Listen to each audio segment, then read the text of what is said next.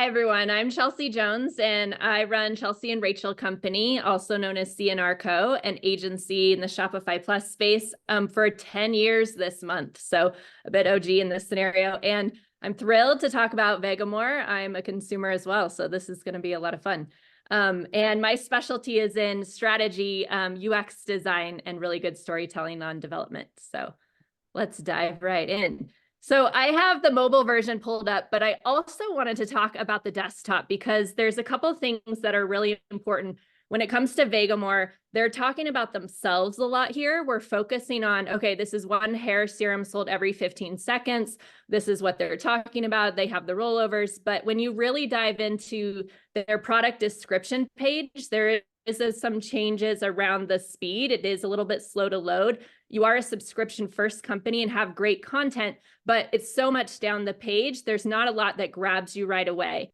And in terms of this, I wanted to share, like we did a landing page for Mary Ruth Organics, also in this hair growth space, and highlighting hair growth, thicker hair improvements, like really it leans into their social proof. And this has been crushing it for them around some of the social proof. So as I look at Vegamour's like structure, I'm like, it's so great, but some of it feels a little bit cluttered in the way that they're having so many pieces move all the way through here. And in terms of the top of funnel, I want to talk about subscription because this is also front end and back end. And when you look at their back end portal, they do some gamifying things about adding more and saving more, which is great. But there's a lot more improvements they can do around having their points all the way through here. What does it look like to get it into checkout?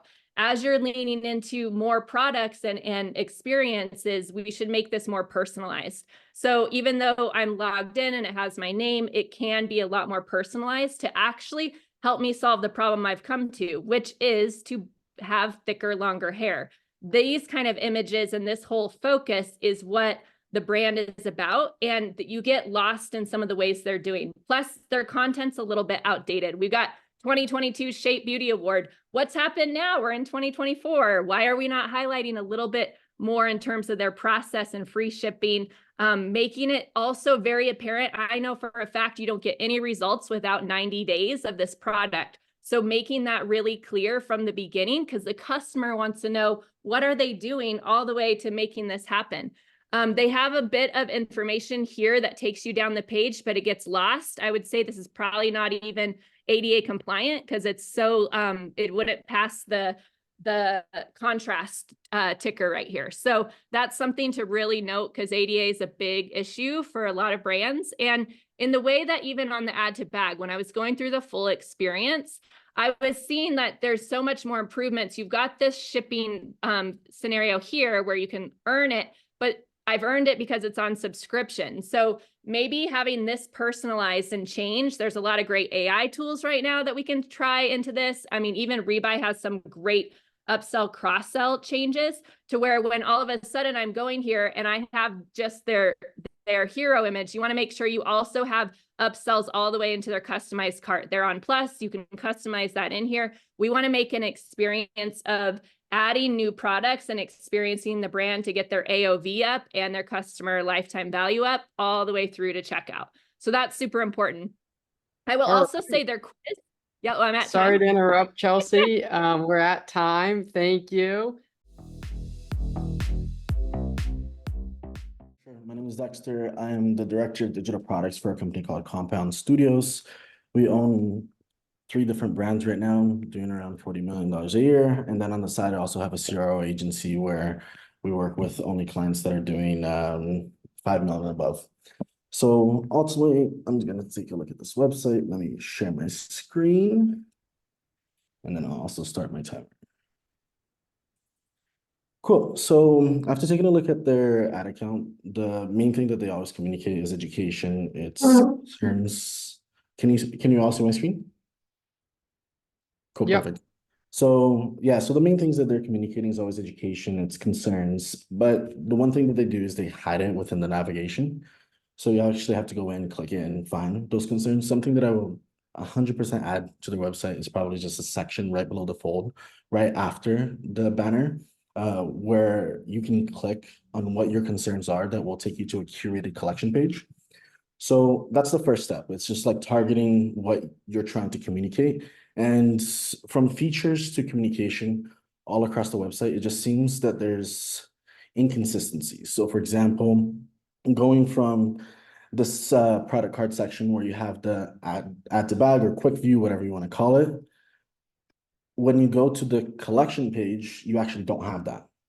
So what you want to do is you want to make sure that you're always having the same features across the website. And then secondly, something that they do is they add the reviews, they add the image of the reviews of the little stars, but they don't talk about how many reviews they have. They don't talk about the overall percentage of reviews. And if you go to their product page, they have over 4,000 reviews that they can leverage. Now, focusing on the product page, the biggest thing that I can see here is that there's a lot of text. I'll be honest here, every time I go into a product page and I see a lot of text, I get it for SEO purposes, it's great, but it gets very redundant and it's just like a lot of reading that a lot of people usually don't do nowadays. So for example, something as simple as how to use, this can be turned into an illustration and be put inside your product carousel, which currently there's pretty much nothing. It's once again just what you expect. It's very text heavy when you can illustrate it with a quick image and maybe 2 words. Right now, the attention span of everybody is very little, so we want to make sure that we want to communicate everything as quick as possible, because most websites, the scrolling data shows that like you're not getting more than like 30% down the page, unless they've been looking at your brand for multiple times. They've seen TikTok video reviews. They've researched about your brand. But if it's a net new customer that has never seen your brand and just popped up, they won't know exactly what you do, how to use it, so on and so forth. And then I just wanted to point out this little section here as well. GoPro does this as well. GoPro actually does a really, really good job. But what they do is they actually make it fit within the screen. So right now you have like a bunch of options. You don't need that many options. So for example, you have the overview. There's no point of having that. You have the results where you click and it doesn't go anywhere. Then you have the about, scrolls down, and once again, you can probably condense these into smaller options and create a better experience. And potentially I would even add images to just down the page. All right. Thank you, Dexter. Awesome. Thank you. Both, again, really well done. Wow. Such amazing company for CRO experts. It's truly amazing. And gives them more appreciation to what we all do every day. So thank you for that. My vote is going to go to Chelsea. And Chelsea, really, I feel like your 2 headlines of kind of speed to commerce, so just having the site, slow to load, was huge. And then the second piece of just overarching content strategy of being more streamlined, direct, whether it be through language and or actual visuals to support, what their value proposition is, from top of funnel to lower in the funnel of the site, to me was spot on. That was the first time I had seen that website. So as you were walking through, that's what kind of captivated me first and foremost. Dexter, I totally agree with you in terms of streamlining functionalities through the website. That's actually something that can make for a pretty clunky experience. And I'm definitely a huge advocate, especially for kind of that quick add to buy. Obviously, we can all agree on that. Less clicks to commerce is always a great thing. So why not have that across, all pages? Also very much agree with you on the education and shopping by concern and highlighting that, making that more prominent. But I was also thinking, even to highlight both shop by concern or shop by category or, shop by interest or what have you, to kind of give those options and actually maybe A/B test that a little bit further to see, how different purchasers like to interact with the product. So I think that would make for a really great A/B test. All incredibly valid points. Really loved both your approaches. I thought they were really different, but a really nice kind of like yin and yang. It was actually really nice to hear, Dexter, you kind of come after Chelsea, because I thought everything complemented everything that Chelsea said. So job well done to both. Honestly, great job. End of the day, yep, Chelsea, I thought you nailed it with just basically, site speed. If you don't have site speed, you don't have anything. I'm in good company with Nostra here. And then content strategy, 1000%. But great job.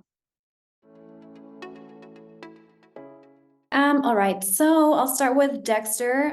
Totally agree with pretty much everything you said. The concerns part, like we've done tests with category carousels right under the main navigation where you can just quickly search through exactly what you need, especially as a new user. You don't know the website, you don't know what they offer, the product, so that's a great call out.